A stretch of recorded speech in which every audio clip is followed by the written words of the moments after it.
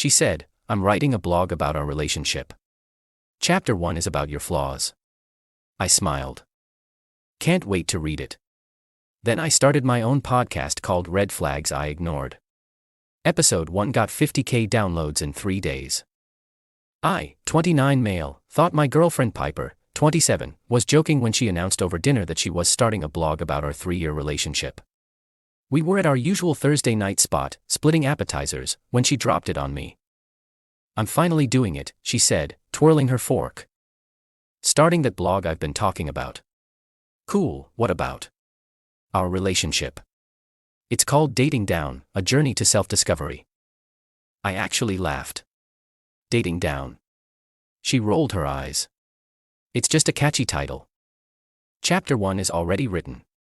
It's about your flaws, you know, for authenticity. People eat that stuff up. My flaws. Don't be sensitive. It's not mean, just honest. Like how you wear the same 3 shirts in rotation, or how you think cooking means adding hot sauce to instant ramen. Oh, and that thing where you quote movies instead of having real conversations. I took a bite of mozzarella stick. Can't wait to read it. She missed the sarcasm completely. Really? I was worried you'd be upset. Chapter 2 is about your family.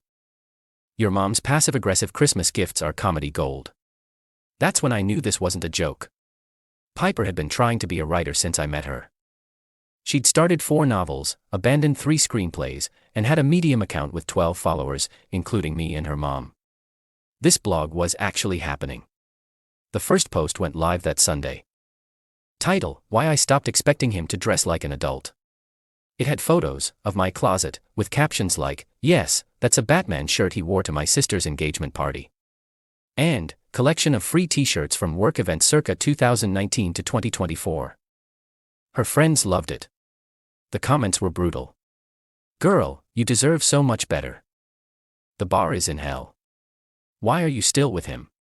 Piper's response. Love is about accepting imperfection. Stay tuned for next week. He thinks cryptocurrency is a personality trait. Here's the thing. I work in audio production. I literally have a professional recording setup in our apartment. Piper walks past it every day to get to her writing nook, our dining table covered in vision boards. That night, I set up my mic and recorded episode 1 of Red Flags I Ignored, a podcast about learning the hard way. I kept it simple. No names, just experiences. Red flag number 1, she introduced me to her friends as "This is him. They'll do for now." I laughed it off.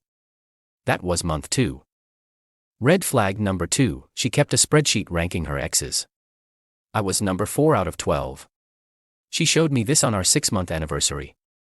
Red flag number 3, she told me her therapist said I was holding her back creatively. Plot twist, she doesn't have a therapist. She was quoting a TikTok. I uploaded it Monday morning. By lunch, it had 5,000 downloads. By Tuesday, 20,000. By Thursday, it hit 50,000 and was trending on 3 podcast platforms. My coworker Jerome sent me the link.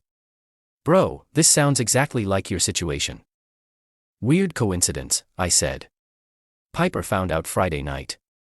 She was checking her blog stats on 127 views, mostly her mom refreshing the page, when her best friend Celia called. "Have you heard this podcast everyone's talking about? This guy is roasting his toxic girlfriend and it's hilarious. He hasn't named her, but wait, didn't you rank your exes?" I was in the kitchen when Piper stormed in, phone in hand, my voice playing from the speaker. Red flag number 17, she made me take a relationship quiz from a magazine, then got mad when I didn't match her ideal answers. The magazine. From 2007. She'd been saving it. This is about me. Is it? I never mentioned names. You talked about the spreadsheet. Lots of people make spreadsheets. You recorded this in our apartment. And you took photos of my closet for the internet. Her face went red. That's different. My blog is empowering, you're just being vindictive. How many views does your empowering blog have? She threw a dish towel at me and locked herself in the bedroom. I recorded episode 2 that night, Red Flags in Real Time, the live experience. It included audio of her yelling, legally recorded in my own home. I checked. Update 1, holy hell, this exploded. Episode 2 hit 100K downloads in 48 hours. Podcast networks are reaching out. Meanwhile, Piper has gone nuclear. First, she tried to get me banned from all platforms for harassment. Problem is, I never use her name, never show her face, never reveal identifying details beyond general behaviors. Her blog, meanwhile, has my first name, photos of my stuff, and she recently posted a picture of my license plate with the caption, "He still has a Bernie 2016 sticker." When the deplatforming didn't work, she escalated.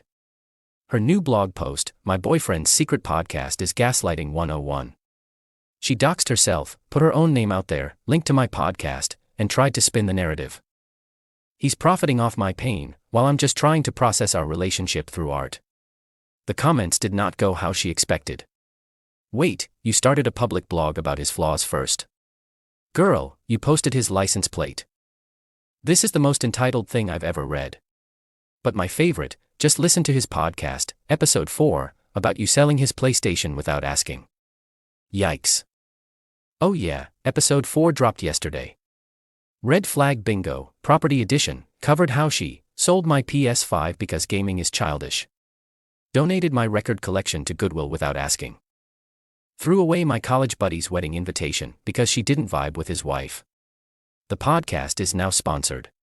I'm making more in a week than Piper makes in a month at her part-time creative consulting job. She helps people make vision boards. Last night, she tried a new approach. Tears. You're humiliating me. You literally have a blog called Dating Down. That's different. I'm punching up. You're a man. What does that have to do with anything? You're supposed to be supportive. Of you mocking me online. Of my dreams. This blog could be my big break. It has 236 views. Your mom stopped sharing it. She sobbed harder. You're profiting off our relationship. You started this. I was being authentic. You're being cruel. I pulled up her latest blog post on my phone. His emotional intelligence is somewhere between a goldfish and a particularly dim garden gnome. That's authentic. It's creative writing. So is my podcast. She grabbed her overnight bag and stormed out, presumably to her sister's place. 15 minutes later, she posted on her blog, "Emergency update, he chose content over love." The kicker? She included screenshots of our text messages. Except she edited them. Made it look like I was begging her to stop the blog when really I'd said, "Do whatever makes you happy." So episode 5 drops tomorrow. Digital receipts. A screenshot story. I have the original messages. All of them. Including the ones where she admitted she started the blog because her friend Gloria's divorce blog got a book deal. The podcast network wants to offer me an exclusive deal. 6 figures for a year. They're calling it the most honest relationship content on the internet. Piper's blog still has less than 300 views.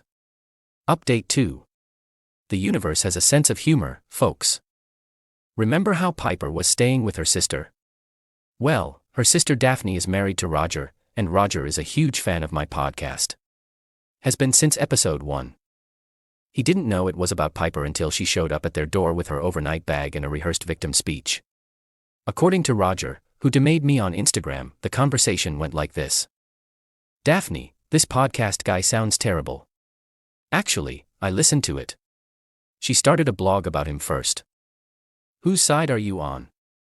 The side that didn't post someone's license plate online." Piper lasted 2 nights there before Daphne kicked her out.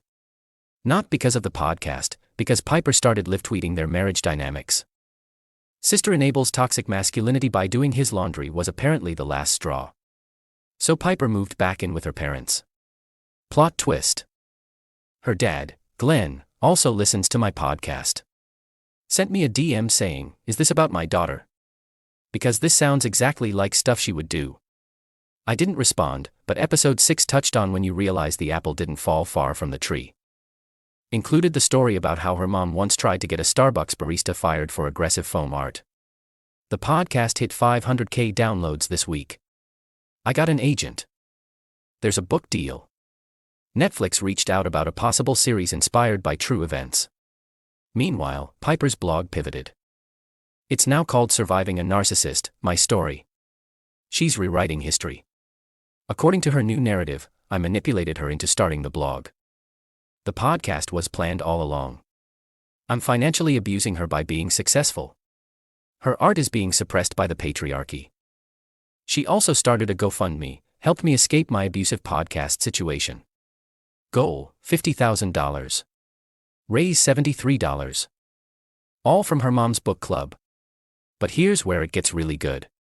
She applied to be a guest on my podcast. I'm not kidding. Piper sent a formal pitch through my website contact form, proposing a healing dialogue episode where we could model healthy conflict resolution for your listeners. Her terms, she gets 60% of the episode revenue. Final edit approval. A formal apology for stealing her concept. Credit as creative consultant on all future episodes. I responded with one line. This would make great content for episode 8. She sent back a cease and desist from a lawyer. Well, from her friend Bethany, who's in her second year of law school. It was written in Comic Sans.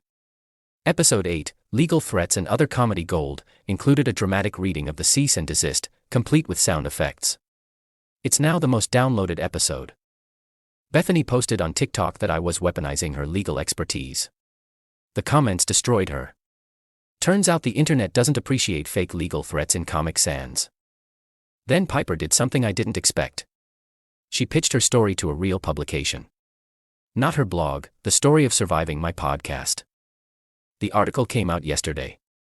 My ex-boyfriend's podcast ruined my life. A cautionary tale about digital abuse.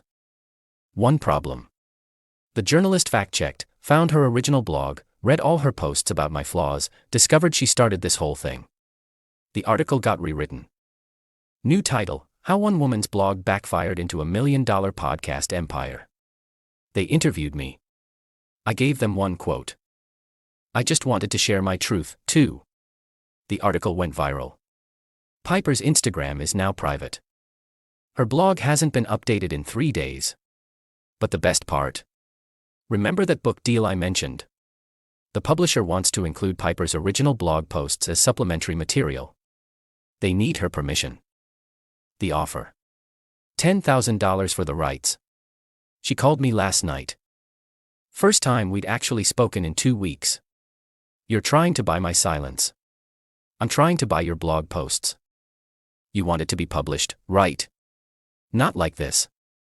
How did you think this would end when you posted photos of my closet?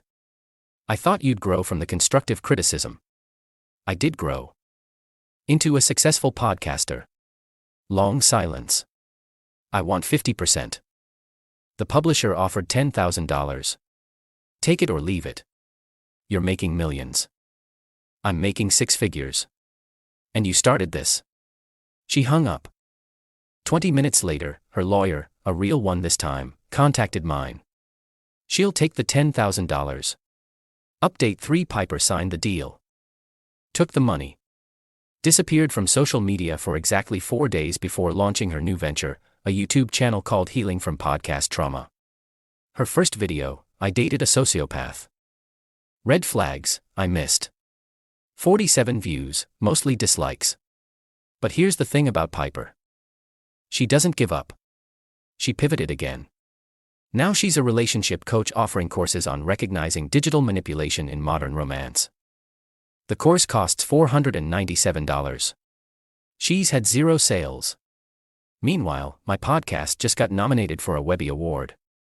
Episode 12, The Spreadsheet, a dramatic reading, included her actual ex-boyfriend ranking system, found in our Google Drive she forgot she gave me access to. Her number 1. A guy named Trent who she described as husband material if he wasn't so committed to his wife. Yeah, she ranked a married man as her top choice. That episode got 750,000 downloads in 2 days. Piper tried one last Hail Mary. She reached out to other podcasters, trying to create a coalition against me. The problem? Most of them had already reached out to me for guest appearances. Her mass email got forwarded to me 6 times. Episode 15, Coalition of the Unwilling, featured dramatic readings of her recruitment emails, complete with voice actors and orchestral backing. Last week, she moved to another city, told everyone she was taking a creative sabbatical to rediscover her authentic voice. According to her LinkedIn, she's now a digital content strategist at a marketing firm. Her bio doesn't mention the blog. My podcast is being adapted into a scripted series. They want to cast someone to play the girlfriend. A casting call describes the character as earnestly delusional but surprisingly sympathetic. Piper's mom called me, wanted to know if I could tone down the next season. There's not going to be anything about Piper next season. We broke up, remember? But then what will you talk about? Other red flags. Other relationships. Other stories. Your daughter wasn't that special, Mrs. K. She hung up on me. Final update. It's been 6 months since this all started. The podcast has evolved beyond the Piper saga. I've had guests share their own red flag stories. We've built a whole community of people learning from their relationship mistakes. The book comes out next month. Piper gets her acknowledgement, thanks to P for showing me that the best response to someone trying to humiliate you is success. She tried to sue over that single initial. Lost. Turns out you can't copyright a letter of the alphabet. I found out through mutual friends that she's dating someone new. A guy named Dennis who doesn't believe in social media and thinks podcasts are noise pollution. She's already started a private blog about him. Her friend Celia accidentally forwarded me the link. The first post. Dating someone age appropriate. A refreshing change. Dennis is 45. She's 28 now. Some people never learn. As for me, I'm doing great. The podcast is my full-time job now. I'm dating someone who actually likes me for me. Batman shirts and all. She's never ranked her exes because, in her words, who has time for spreadsheets when you could be Piper's blog dating down is still online. Sometimes I check the stats. Still 236 views. Her mom finally stopped refreshing. But the funniest part? Last week, I got a DM from Dennis. He'd found my podcast. Listened to the whole first season in 2 days. This is about Piper, isn't it? I didn't respond. The spreadsheet thing. She showed me one last week.